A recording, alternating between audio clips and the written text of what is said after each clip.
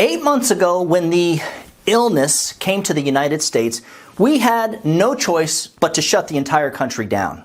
The United States could not risk the hospitals being overrun by hundreds of thousands of potentially dying people. So at that time, shutting everything down did make total sense. And I believe it worked. At least it made a big difference. So what about now? Well, new information has come to light, which has me absolutely scratching my head.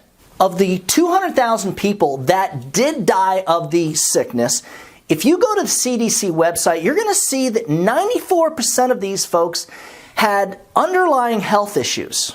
And of the 94%, most of these folks had serious health conditions that they actually would have died from, possibly within months, and with a lot of these folks within weeks. Well, I had a very messed up conversation with a local physician, and it was freaking alarming as hell. And I knew it was going to piss me off when the doctor started with, and I'm quoting him here, "I'm going to tell you my opinion, Doug, but if you mention my name, I'm going to deny everything." Pfft. Whoa. Stick around.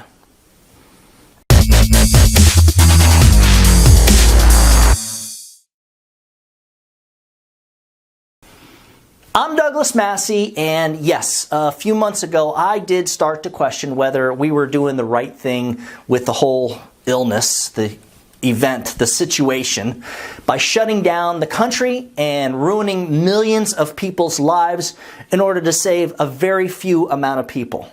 Apparently, when Spock from Star Trek said the needs of the many outweigh the needs of the few, he wasn't speaking about the and how we treat it here in the United States. Last week, I did speak with a local physician, and he did open up and share his experience with the event.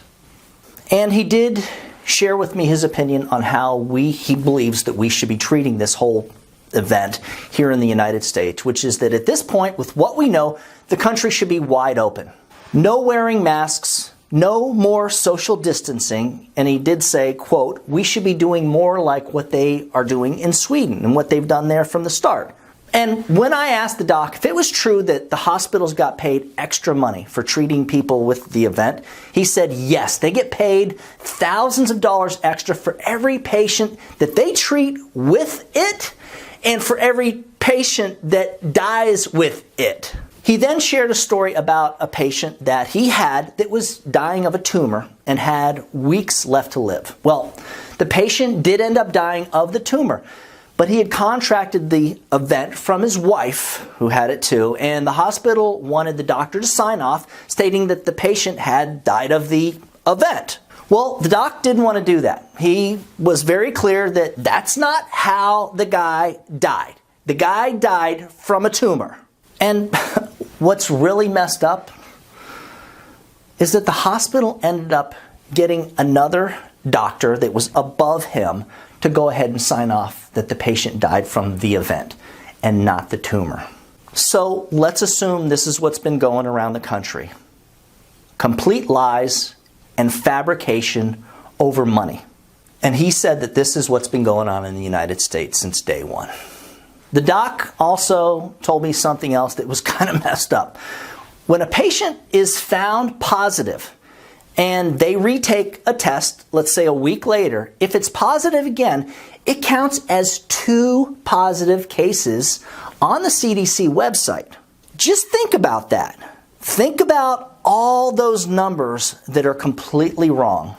The counts that we're getting from the CDC of people that supposedly have the event are way exaggerated. The actual amount of people that contract the thing is a lot less than they're telling us, which is kind of messed up. And the amount of people that are dying from this thing are a lot less than that fabricated death count. So here we are, millions of people's livelihoods are ruined, and people are losing their homes. In the next few months, we're going to see hundreds of thousands of people losing their homes because of this thing. Depression and suicide numbers are still going up month after month. Drug addiction, overdosings up. Child abuse numbers up. Domestic violence up. What's totally crazy? Remember, the whole idea of shutting everything down and doing all the social distancing originally was because we were concerned that millions of people could potentially die from this thing. What happened in Italy scared the crap out of everybody. But that's not what happened. And according to the available data, nothing like that will happen from this thing. And even worse, every time a doctor comes out and says, hey, we're doing this wrong, they get silenced. They get shut down. You're not seeing them on the news. The videos are being taken down from YouTube and Facebook. Their non-mainstream professional opinion is being shut down. It's almost as if there's some kind of a conspiracy theory going on. And I'm not saying there is, but a part of me has to question that. It almost seems that way, right? Does this have anything, or could it have anything to do with the election that's coming up? Are certain parties wanting you to mail in your ballot instead of voting in person for a specific reason? Is there somebody wanting to make sure that the two presidential candidates don't go head-to-head during the presidential debates? I don't know. You tell me. That's what the comments section below is for. If you'd like information on joining our final expense sales team, or if you're just looking for some good old-fashioned leads or live transfers, just shoot me an email at doug@ufesonline.com. And guys, as always, when you put the needs of your clients first, everything else will usually fall right into place. So get on out there and do something good for someone today. Happy hunting.